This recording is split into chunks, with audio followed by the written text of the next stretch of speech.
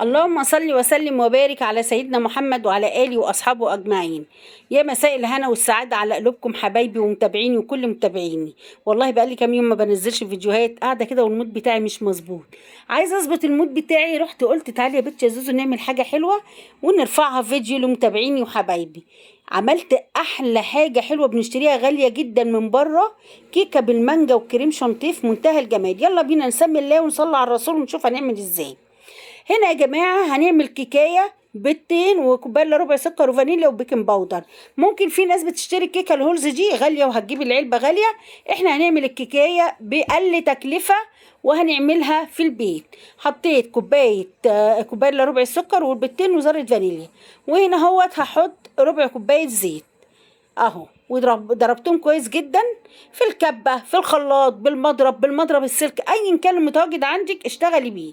وهنا نزلت بكوبايه دقيق، عليها كوبايه دقيق واحده اهي عشان انا هعملها صغننه مش كبيره. وبعد كده هروح حاطه معلقه بيكنج باودر اهو، معلقه صغيره، وهحط ذره ملح يا جماعه. ودوبي بقى كل ده الخليط في بعضه كده اهو. هتبصي تلاقي الخليط بتاعك هيبقى سميك كده وتخين معاكي اهو.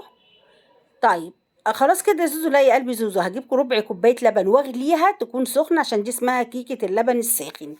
هغليها واحط عليها 3 معالق زيت. عايزه تحطي زيت، تحطي زبده، تحطي سمنه براحتك، وارميها عليها وقلبي بقى كل ده، ارميها عليها وهي سخنه كده اهو.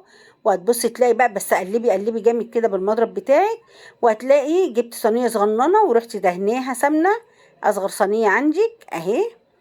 وانزلي بقى بالكيكه بتاعتك كده اهو، واخبطيها خبطتين على الرخامه، ويكون الفرن شغال على 180 ودخليها الفرن. تعالوا نعمل بقى كريم شانتيه اللي هنغلف بيه الكيكه بتاعتنا. جبت كيسين كريم شانتيه ورحت نزلاهم. ونزلي لبن متلج يا جماعه، انا نزلت ربع كوبايه اهو، وحطيت كمان مكعبين تلج اهو. وبعد كده هجيب المضرب بتاعي واضربه لحد ما يديني السمك ده. خلاص كده انا كده استخدمت الضرب بتاعي لحد ما اداني. زودت طبعا لبن، تفضلي تزودي كده بق لحد ما يديكي السمك اللي انت عايزاه. والكيكه بتاعتنا استوت وخرجت من الفرن خلاص. بصوا كان ما شاء الله كان لونها جميل ازاي، وهشه وطريه وفي منتهى الجمال. ولا تشتري كيكه هولز ولا تشتري كيكه جاهزه ولا حاجه، بكوبايه دي وبيضتين واحنا عملناها في البيت. وهنا بقى تروحي مفتحاها كده بخله وتقطعيها مكعبات كده اهو. خلاص. وهتيجي كل واحده، بصي هي هشه وجميله ازاي ما شاء الله عليها، هتيجي كل واحده تقسميها 2 اهو. ونروح جايبين بقى الصينيه بتاعنا، انا قسمت كل واحده 2 ورصيها بقى في قلب الصينيه كده اهو. اهو يا ستي البنات اهو. وبعد كده يا زوزو هتعملي ايه؟ انا مخرماها بالخله بتاعتي. هجيب ربع كوبايه لبن واسقي بيها بقى الكيكه ديت عشان تبقى طريه وانت بتاكليها كده هتبقى تحفه.